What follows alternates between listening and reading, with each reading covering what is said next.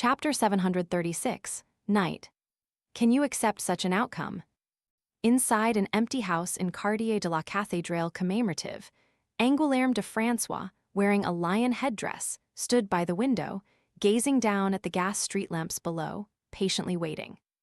After losing contact, he and Hidden Blade had switched emergency communication methods.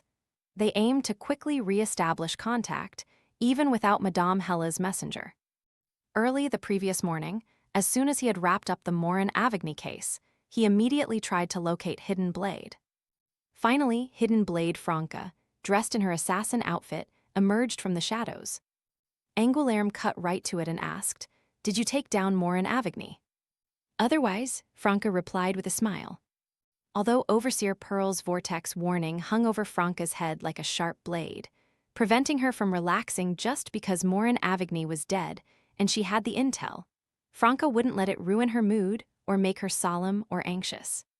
The major arcana card holders would naturally worry about something so serious, and she and the others just needed to follow orders and complete the missions. No point fretting. Plus, the intel they obtained was crucial and valuable. Either the Eternal Blazing Sun Church or the Demoness sect would definitely be grateful. Franca was filled with anticipation over this. It really was you guys, Angoulême couldn't help but sigh. Hidden Blade and her team really acted fast. They had mentioned dealing with a government minister, and not long after, they actually attacked and succeeded. Franca covered for Lumion, saying, "We were waiting for Morin Avigny to walk into the mirror himself. Surprisingly, the Aurora Order suddenly assassinated him, forcing him into our trap early." Combined with the scene details, Angoulême slightly nodded and said, "So it was just a coincidence." This aligned with what the purifiers had confirmed.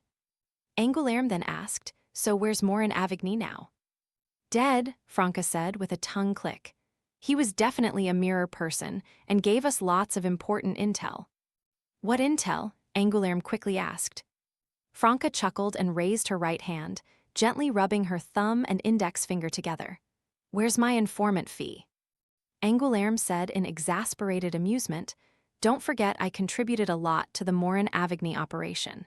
Even if I don't get spoils, it's no problem to hear the intel, right?" Franca, who always prided herself on fairly splitting loot, awkwardly cleared her throat. Just kidding, but that intel is super important. Your superior will definitely reward you. Don't forget to help me collect my fee." "Get to the point," Angoulême replied in a deep voice. It wasn't that he was stingy about the fee, but Hidden Blade had twice emphasized how crucial the intel was, making him eager. Franca omitted Tarot Club and Aurora Order details, but started from capturing Jebus to Overseer Pearl's painted self appearing and Lumion's theory about the whole situation. Initially, Angoulême stayed relatively composed. Mirror people problems barely factored into purifier expectations. But when Morin Avigny was tricked into revealing Roselle Gustave led the mirror people, Angoulême's head started buzzing louder and louder. Why do Hidden Blade and the others always get mixed up in such major situations? How long has it been since the hostile incident? Why is there another vortex? After Franca finished, Angoulême couldn't help but raise his right hand and pinch his throbbing, headdress-concealed forehead. His emotions were so scrambled he was speechless. Franca smugly asked, "How's that? Project Vortex, the mirror people, and intel about a hidden traitor, pretty important stuff, right?" Noticing Angoulême's grave gaze and slightly moving, teeth-grinding mouth, Franca instinctively added, "Don't blame me. We're not causing these problems. Trier's just uniquely prone to all kinds of chaos. We're victims too." Angoulême slowly exhaled and said, "I'll submit this intel tonight. I won't forget to pass along my informant's reward request. What do you want?" At the mention of tonight, Angoulême's emotions surged and he paused a moment. He had just finished his workday an hour ago and left St. Vive Cathedral. Now he had to return. "I'm Agent 7, not some societal slave working from midnight to midnight every damn day." Angoulême inwardly cursed, but still appeared calm, reliable, and emotionally stable. Franca deeply pondered and said, "All the pleasure potion ingredients." She had considered her affliction potion could be rewarded by the Demoness sect, but not Jenna's. She could only rely on the authorities. "Aren't you already at pleasure?" Angoulême muttered, giving up asking. He nodded. "I'll help get it." He didn't ask about Hidden Blade's pleasure potion preparations, just as he didn't ask how she and her crew survived facing a demigod's painted self. Franca was overjoyed at Seven's promise. Getting pleasure from the church and affliction from the demoness sect, surely Madame Judgment would reward me too. I sold this one intel 3 times. I can now understand Lumien's glee at triple-dipping mission rewards. Angoulême rubbed his temples and muttered, "There are cardinals not from the sun pathway and way more diocese bishops. I really don't know what we'll uncover next. I just hope the impact isn't too massive." He meant the April Fool's insider in the Eternal Church. With a clear lead, it wouldn't be hard for that party to be discovered, even if they worked through a broker.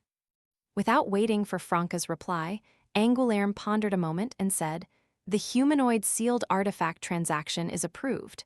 Let me know the transaction details anytime." "It's finally approved."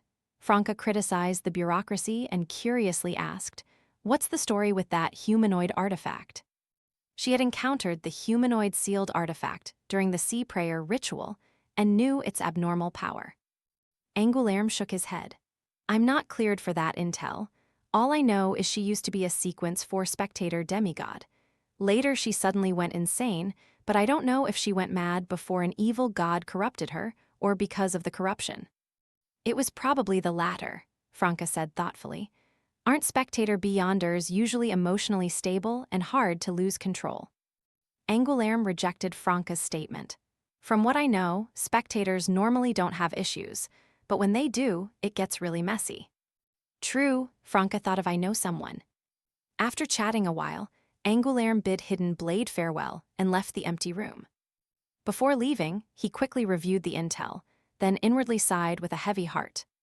Aren't there way too many mystical incidents in Trier? In the market district, Jenna seized a chance to act as a witch again. Wearing a black cloak and dark dress, she walked the shadowed street, pondering new acting directions as she looked for an opportunity.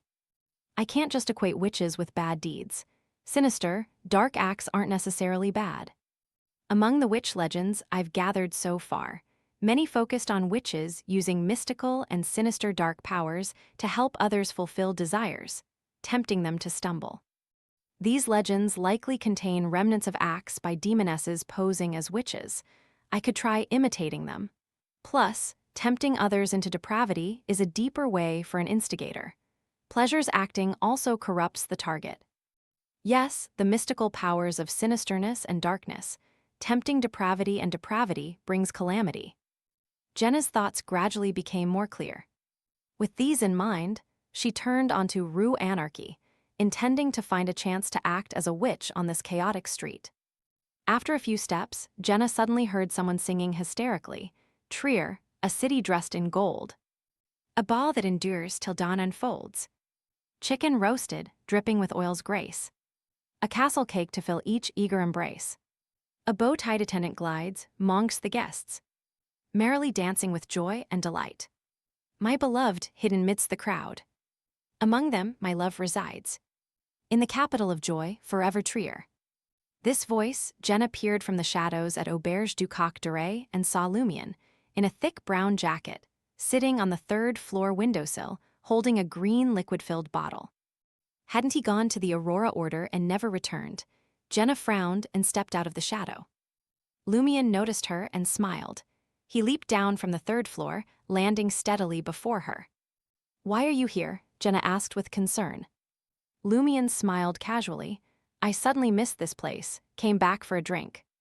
Sensing Lumien's strange excitement, Jenna pondered a moment then asked, "Did something happen?" "No," Lumien denied quickly. He emphasized, "I'm fine." With an absinthe bottle in hand, he headed towards Rue Anarchy's exit. Jenna trailed closely behind, not inquiring further. Under the crimson moonlight and scattered gas lamps, the silent Lumien suddenly smiled and announced, "I'm about to start blaspheming. No, it's already begun." He didn't turn around and kept walking. "Haven't you been blaspheming all this while?" Jenna cautiously probed with Lumien's usual self-deprecation. Lumien's gaze stayed fixed ahead as he smiled. It's different this time. He quickened his pace and didn't mention it again. Jenna glanced at Lumien's muddy leather boots and the dirty but dry surroundings. She pursed her lips and didn't press further. Lumien continued walking, occasionally humming a tune, occasionally chatting with Jenna and joking with a smile. He made his way back to his rented apartment and entered his room. Jenna stood quietly in the living room, watching Lumien close the bedroom's wooden door. In the dark room, lit only by crimson moonlight, Lumien sat at his desk, unfolded a piece of paper, and picked up a fountain pen. He didn't light the gas wall lamp nor create a blazing fireball. In the pitch black, he positioned the pen under the faint light. Amidst paper rustling, Lumien's smile faded, and his wrist slowed. Finally, he penned the unusually brief letter, "Honorable Madam Magician, I'd like to meet you."